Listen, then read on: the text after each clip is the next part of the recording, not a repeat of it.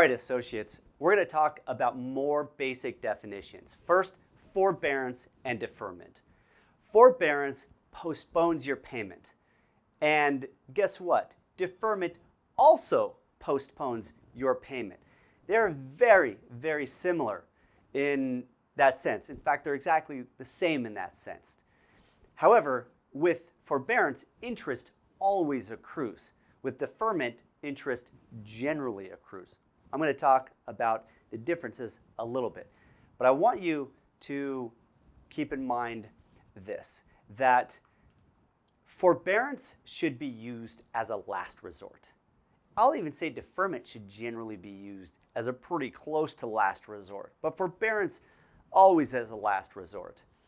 And interest is going to accrue quickly, lead to eventual default, and remember that when you come out of forbearance, and even typically with deferment, the interest that accrued or built up while you were on forbearance or deferment will get capitalized to the balance of the loan, and that portion of the interest, you're going to have to pay interest on that interest. So it's a very painful thing. So be very careful before you jump into forbearance. What I would say is, rather than entering into forbearance, change to an IDR plan, an income-driven repayment plan, IBR, pay or repay, because it limits your monthly payments to 10% of your gross income. And so if you're, let's say you're unemployed, then your income is zero. Now you may say, well, Wes, I can't wait until next year when I recertify with my loan servicer and to see my loan payments dropped. Well, that's okay, because guess what? You can essentially recertify as many times as you want to at any time you need to. You can contact your loan servicer, let them know I'm no longer employed and therefore my income is zero as of today, and your student loan payments will be zero going forward. So why would you go on forbearance even if your income is next to nothing? Your IBR, pay and repay would essentially eliminate all or most of your student loan payments. And remember that while you're on forbearance and deferment, you're not getting any credit toward loan forgiveness.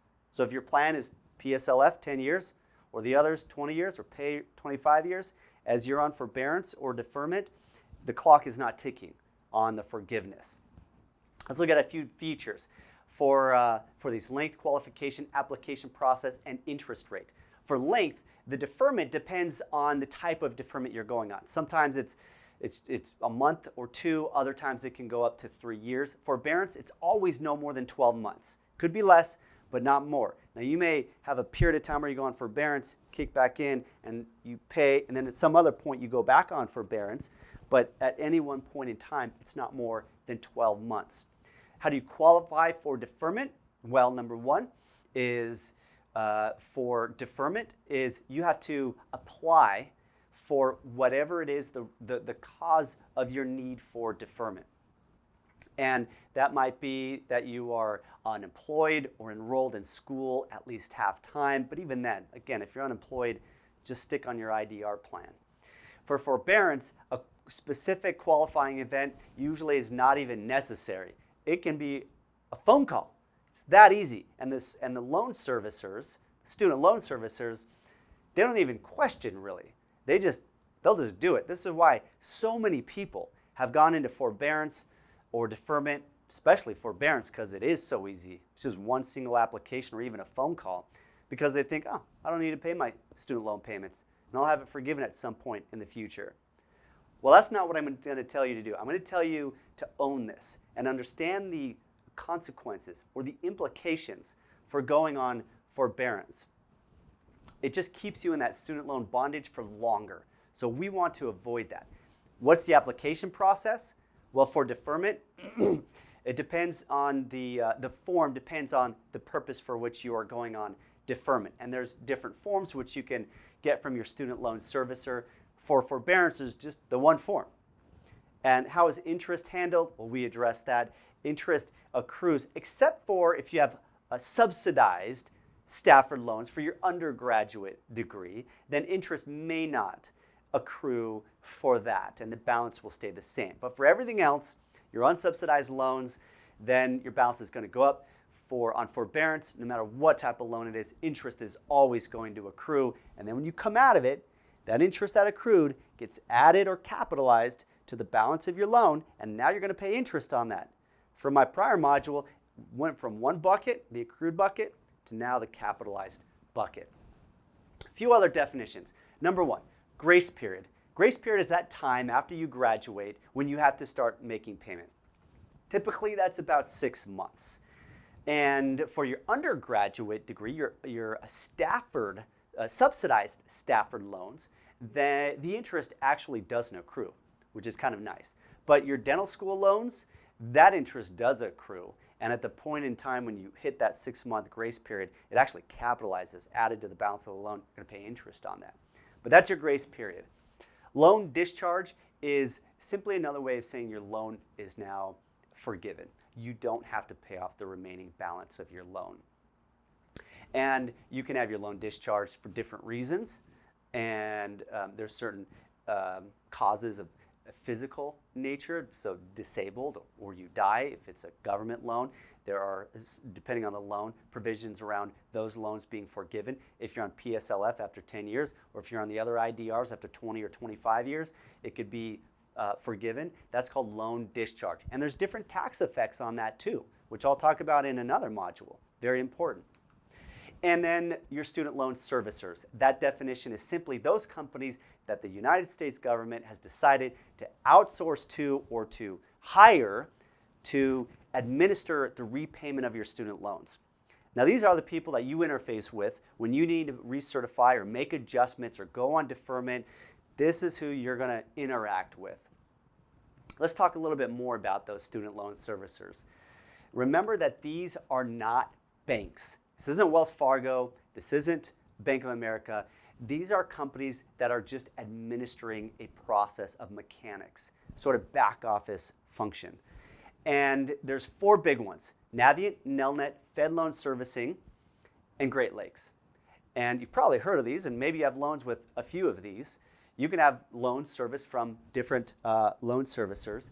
Notice that Fed Loan Servicing, as of today, is the only one that does or services the public service loan forgiveness program. So if you want to get PSLF, you got to make sure you're having that managed by Fed Loan Servicing. I have a module on PSLF.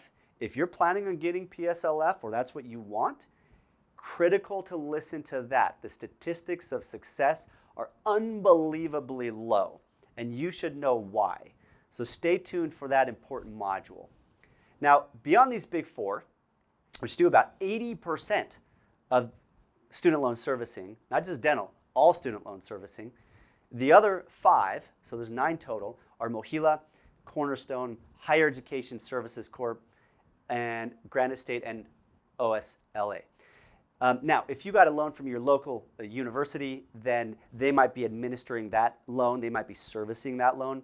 But all direct federal government loans are going to be administered by these 9 as of 2020. Some provide very good customer service, or at least modestly good customer service. Others have the reputation for just not servicing very well, even though they're a servicer.